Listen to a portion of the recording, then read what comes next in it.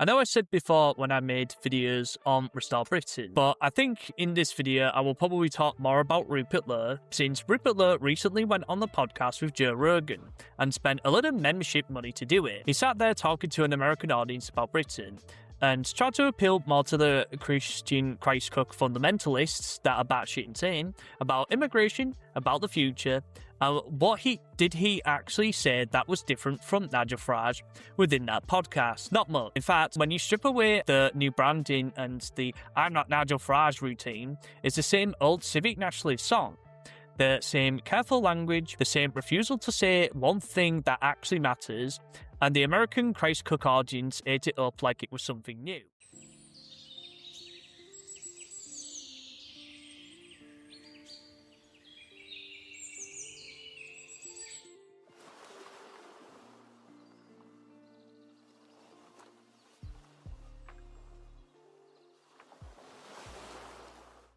Rupert Lowe has positioned himself as a serious, no-nonsense alternative to the usual British political class. He talks tough on some issues and presents himself as willing to say what others won't. But when he got big platform from Joe Rogan, paid for with membership money, including that really pursing cold video of him driving in a driverless car, the limits become very clear.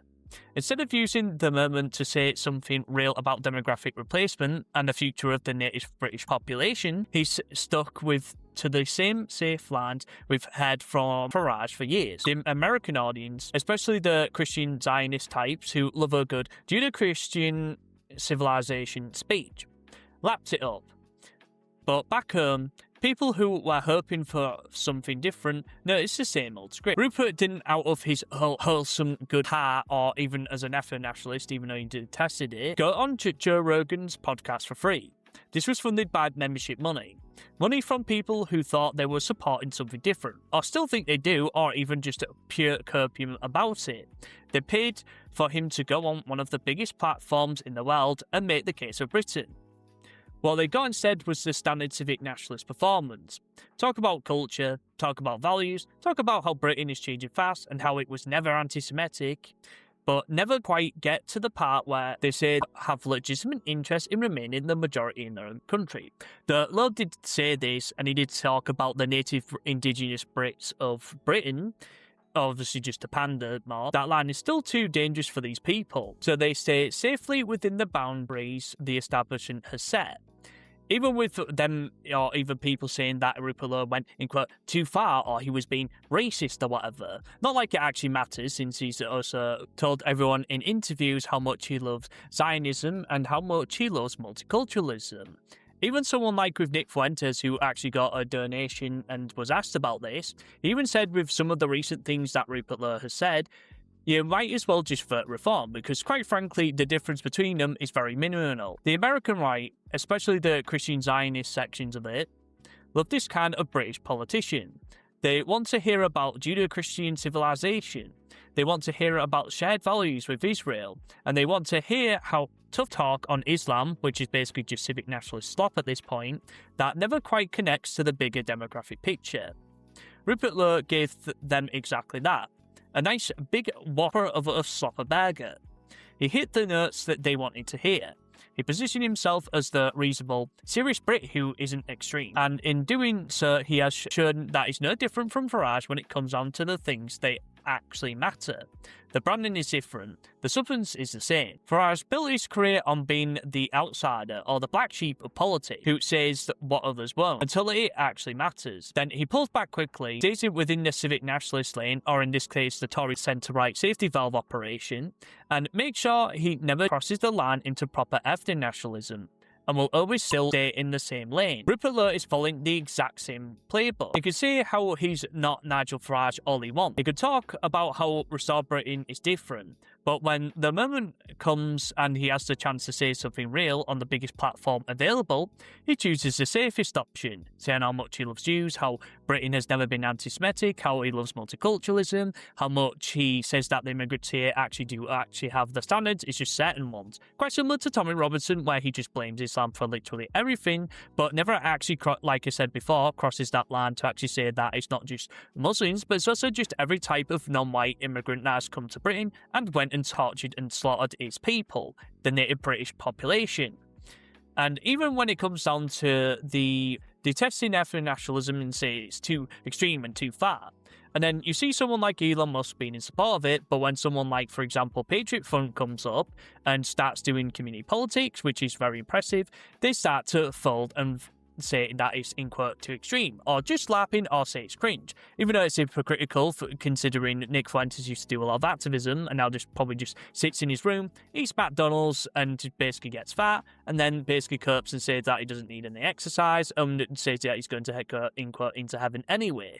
And also to do with the fact that a lot of these people, these millionaire Zionists, including, like I mentioned before, when Carl Benjamin would be in support of Elon, but now backtracking, or something along those lines that's recently happened. I think when it comes down to Elon Musk backing basically anything, especially if millionaires do back ethnic nationalism, it will just end up becoming civic nationalism, or people will get too greedy and too complicit within their own politics, especially when they create a political party that is basically going to not achieve anything. This imaginary alliance that we have to do with the Americans, like for example, like with Elon Musk and Donald Trump, aka Zogbot 1 and Zogbot 2. And Elon Musk at the minute is probably just Zogbot 1, where he's basically probably just become a defense contractor for Benjamin Netanyahu to basically wiretap all of Israel's enemies and basically create a mass surveillance system for them to control so they can practice more of their inbred schizophrenia and paranoia to the point where they would be wiretapping people all over across the world in a mass big surveillance grid, all helped and backed by Elon Musk and his donors. Rupert Lowe chooses the version that appeals to American Zionists and doesn't scare the British establishment too much. That's not leadership. That's another safety valve with better marketing. You can spend all the membership money you want on Joe Rogan appearances. It doesn't change what you are actually willing to say when it counts, especially when you contradict yourself and can't even name one of your policies that has been created by other people on the policy team for you. The leader can't even name a single one, not to mention the fact that he probably even contradicts what he thinks. He goes on about his policies and how tough and strict they are, the politicians. Even someone like Steve Law said that it's a lot bigger than Herman's party is, that is completely cringe, curb, and completely retarded to say, especially when it comes down to considering Restart is completely and utterly weak on its policy with a 100-page document, and majority of it is focused on illegals. And even with the legals, I doubt the leadership would actually be able to stick to the scripts and actually be able to implement. But the problem is that is going to be contrarian to what the party leader actually thinks versus the actual policy that has been created by Restore Britain. Rupert Lowe and Nigel Farage are two sides of the same coin, but basically different faces, different branding, same cloth, same fundamental refusal to defend native British population as the people with their own future. The system loves giving you new options that feel fresh but never actually threatens the core policy. And I'm sick to death of talking about these goddamn Zionist Tory Zogbot safety valve operation. So anyway guys, hopefully you enjoyed this video about me talking about Rupert Lowe appearing on the podcast with Joe Rogan.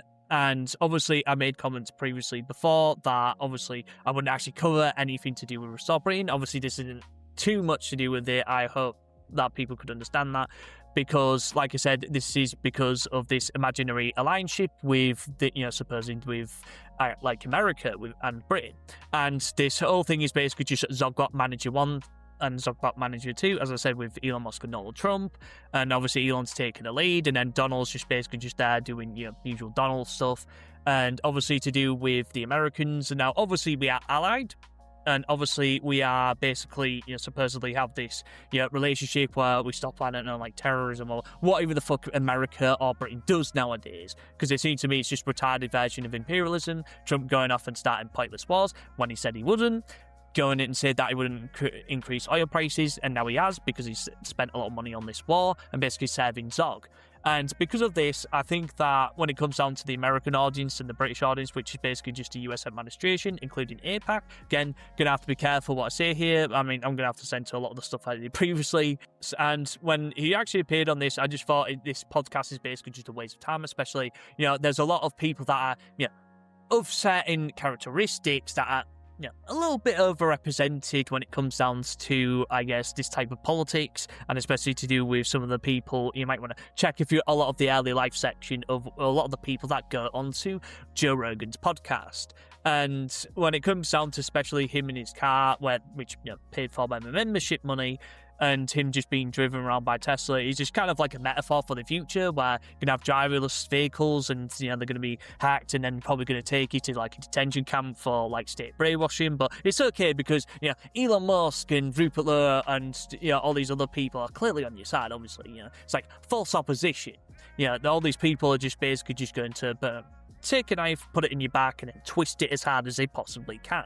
Especially like with Rupert Lowe, and especially with Nigel Farage, which is like a comparison where he basically wants to Americanise UK politics, which is really dumb, because we don't want a merry-muck policy, because obviously he wants to kind of change it, so we kind of like Congress, where we basically just have this one place where all the laws and changes are decided. That's also done because we have the House of Commons and the House of Lords, and America has Congress. Obviously, the White House doesn't make a decision on appealing and changing laws. The Congress does, and America is a lot different from that. And when we do it, when we have the House of Commons, that has to get passed through, and then we have the House of Lords, that also has to get passed through for the law, legislation, and changes. And because of this, when it comes down to Nigel Farage, especially when he wants to privatise the NHS, which is really dumb, because essentially that'll just end up, all that money will get, put to Zionists, where basically they pretty much just want to push all of our healthcare to be basically privatised. Like, America's healthcare service is terrible. If you remember what happened with Luigi Maroni, whatever his name was, where he basically went and oofed a CEO of I think it was an insurance company. He did that because of the healthcare system in America, where it's too privatized. There needs to be some sort of localized, or be able to not spend thousands of dollars in medical bills. That's why the whole point of the NHS is that, we're not necessarily this, have to keep privatizing, and a lot of people nowadays have to go private. I've had to go private, and because of this, with the way the NHS now, obviously there was nothing wrong with the NHS in the first place, but I guess what I'm trying to say is that because of the way the NHS is now, and them trying to privatize it, would not actually fix the issue. Instead, it would actually just be selling out and basically just privatize it for pretty much Americans to use in that way, shape, or form. And as well, if you want to go in the link in the description below with links to my other channels and Discord as well.